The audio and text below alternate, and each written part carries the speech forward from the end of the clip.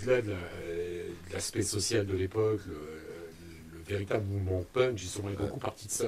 C'est pour ça qu'il y a eu, quand tu parles du nord de l'Angleterre, c'est important, effectivement, des gamins qui étaient désœuvrés, ou ils avaient déjà plus de dents, ils étaient malades déjà. Et puis qui se sont dit un jour, mais pourquoi pas nous, quoi. Voilà, pourquoi pas nous, et c'est ça. Voilà, pour toi, tu vas prendre une basse.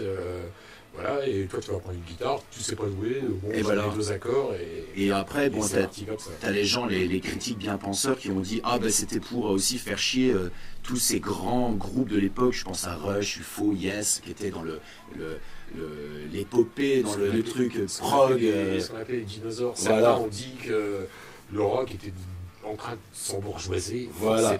Et donc eux ils sont arrivés, ils savaient même pas ce qu'ils faisaient, c'est ça qui est bien parce que c'est ça que j'aime bien dans. Alors c'est vrai, pour revenir, les gens disent t'es punk, mais bon, j'ai pas de crête, je suis pas tatoué, je suis pas. Et c'est ce que je dis toujours.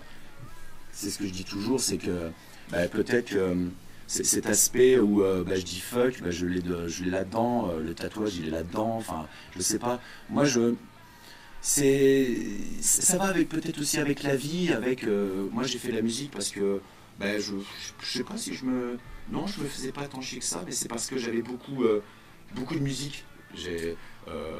Moi j'ai des histoires avec la musique, avec des albums, avec des morceaux, et comme je disais tout à l'heure, ça va avec ma vie et tout ça. Et moi l'élément moteur, ça n'a rien à voir peut-être avec la musique que je fais, mais bon, on en parle beaucoup en ce moment, c'est l'album Sgt Pepper des Beatles qui a été beaucoup pour moi un moteur. Il n'y a pas que celui-ci, mais je m'aperçois que ça a été vraiment un choc pour beaucoup de musiciens, tant classique, rock, folk, punk et tout ça, dans la liberté de faire des choses et de s'installer en studio et de chercher des choses. Justement, cet album, dans la carrière des Beatles, symbolise la sortie du cadre, justement. Ouais, bien sûr. Les cadres Paris, quand ils sont en studio. Et puis c'est grâce à eux, peut-être, si je suis là, si je me dis, si j'ai envie de mettre des claps, si j'ai envie de gueuler, faire parler mon téléphone et tout ça, c'est eux. C'est eux qui se sont dit, avec le peu de matériel qu'ils avaient à l'époque, voilà. Là, ils se sont affranchis, justement, des cadres de Liverpool pour arriver à ça. Et il y a une anecdote quand même assez connue là-dessus, quand on parle d'albums qui jalonnent une histoire comme ça, puisque c'est quand Brian Wilson des Beach Boys, garçon de la plage, a entendu cet album-là, il a dit aux 5 autres, je ne monte plus sur scène, il rentre en studio pour y sortir. On ne sait pas qui a inspiré les autres. Il y a un grand débat là-dessus. Mais lui, j'ai entendu j'ai entendu Wilson, Pet Sounds, et ils se sont dit, peut-être. Peut-être qu'il y a eu une espèce les Stones ont entendu, puis ils ont fait cette majestique. Enfin, tu vois, c'est déjà un travail sur les harmonies chez les Beach Boys avant, puis c'est très loin, et les pistes, tout à l'heure. Oui, bien sûr. Brian Wilson, je sais pas combien de fois, prise de guitare, c'est des fous, c'est des fous. Mais moi, je fais tout, tu vois, du coup, moi, j'aime bien être dans l'urgence aussi, de dire, on l'enregistre tout de suite, pardon, et pas tout à l'heure, parce que c'est, enfin voilà, et moi, j'aime bien l'instant comme je fais des lives, en fait. C'est le son là, on le tient là, on enregistre. Et ça aussi, c'est peut-être aussi avec la période de fin 70 que j'aime beaucoup. Il y a beaucoup de gens qui découvraient aussi une nouvelle technique, où on sait bien que, on va dire, le mouvement punk, il y a eu le post-punk, il y a aussi l'électro-punk, il y a eu la new wave, et tout ça, je trouve que c'était, c'est vraiment, c'est une période que je redécouvre. J'ai pas fini à la redécouvrir, et ça m'inspire beaucoup en ce moment. Mais je peux penser aussi à Bob Dylan, tu parlais aussi.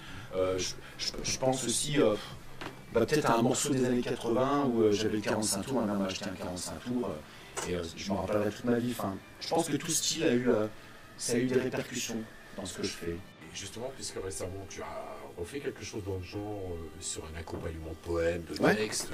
Oui, avec des potes, surtout avec mon pote, avec Bruce Poirier, parce qu'il fut un temps, on a œuvré un petit peu dans les Ardennes, dans le milieu des poètes, du printemps des poètes à Charleville, ça pour ceux qui connaissent.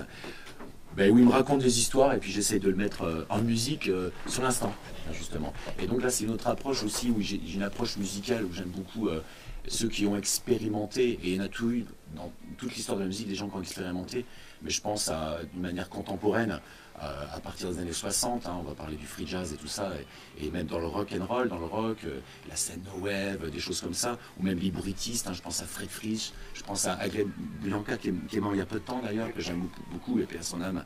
Lui, il m'a apporté le fait que, vas-y, joue, voilà, c'est jouer, et c'est l'aspect, et j'essaie dans ce que je crée en ce moment, de mettre encore cette pointe, de se mettre encore plus en difficulté.